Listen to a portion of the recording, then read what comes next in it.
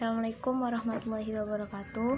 Perkenalkan, kami dari kelompok materi laporan arus kas yang disusun oleh nama saya sendiri, Syifa Auliani Kirana, NIM 203, Dinda Fitri Fadilah 135, dan yang terakhir Tegar Bariawan 227. Materi yang pertama, pengertian laporan arus kas dan manfaat laporan arus kas. Laporan keuangan suatu perusahaan yang dihasilkan pada suatu periode akuntansi yang menunjukkan aliran masuk dan keluar kas perusahaan.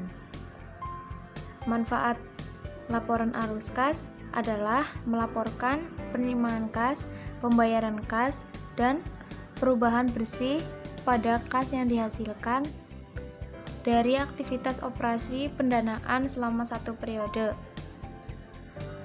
Yang kedua, pengertian kas dan setara kas.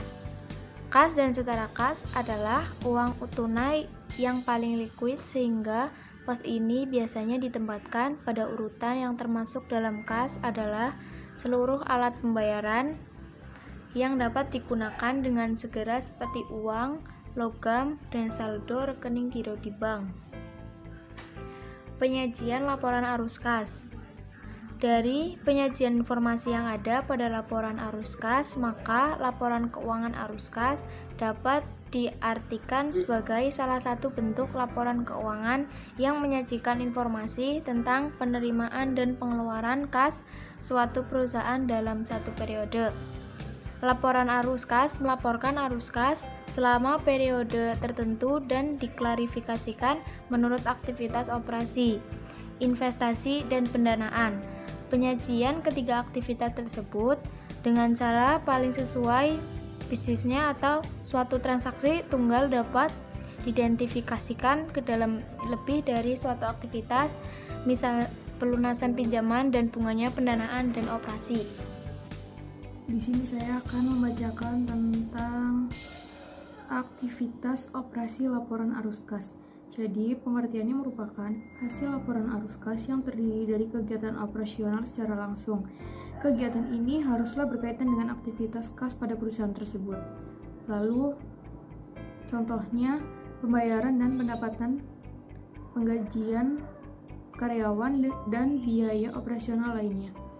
Lalu ada outflow atau arus keluar, terdiri dari 4 poin, yaitu arus kas operasi aktivitas operasi, indikator utama, inflows, dan outflows. Laporan arus kas dari aktivitas operasi. Kita dapat menghitung dengan dua metode, yaitu metode langsung atau tidak langsung. Kalau metode langsung, kelompok utama dari penerima dan pengeluaran kas bruto kita ungkapkan. Jika metode tidak langsung, laba disesuaikan dengan mengoreksi transaksi non-kas, penangguhan atau akrual, dan unsur penghasilan atau beban terkait aktivitas investasi dan pendanaan. Lalu outflow terdiri dari arus kas investasi. Aktivitas investasi merupakan perolehan dan pelepasan aset jangka panjang serta investasi lain yang tidak termasuk dalam setara kas. Mencerminkan pengeluaran untuk sumber daya yang dimaksudkan menghasilkan kas di masa depan. Inflows terdiri dari penerimaan penjualan aset tetap, aset tidak berwujud, dan aset jangka panjang.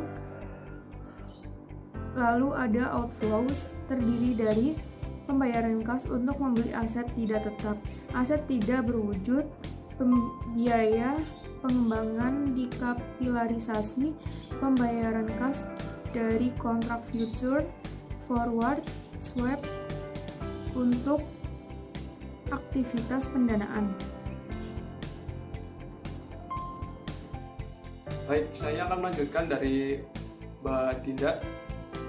Arus kas pendanaan. Aktivitas pendanaan adalah aktivitas yang mengakibatkan perubahan dalam jumlah serta komposisi kontribusi modal dan pinjaman entitas, memprediksi klaim atas arus kas masa depan oleh para penyedia modal entitas.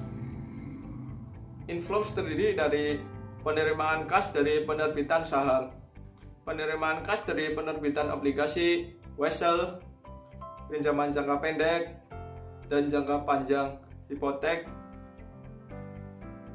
Outflow terdiri dari pembayaran kas kepada pemiliki untuk menarik atau menebus saham, pelunasan pinjaman pembayaran kas oleh lisi untuk mengurangi saldo liabilitas terkait sewa pembiayaan. Selanjutnya, pelaporan kas dari aktivitas investasi dan pendanaan. Dilaporkan secara terpisah kelompok utama penerimaan kas bruto dan pengeluaran kas bruto yang berasal dari aktivitas investasi dan pendanaan, kecuali yang boleh dilaporkan neto. Dilaporkan dengan neto penerimaan dan pengeluaran kas untuk kepentingan pelanggan jika lebih mencerminkan aktivitas pelanggan daripada aktivitas operasi atau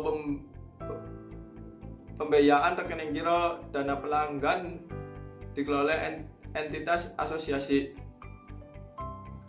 Penerimaan dan pengeluaran untuk pos-pos dengan perputaran yang cepat, jumlah yang besar dan jangka waktu singkat, itu transaksi kredit, nasabah, pembelian dan penjualan investasi, dan juga pinjaman jangka pendek.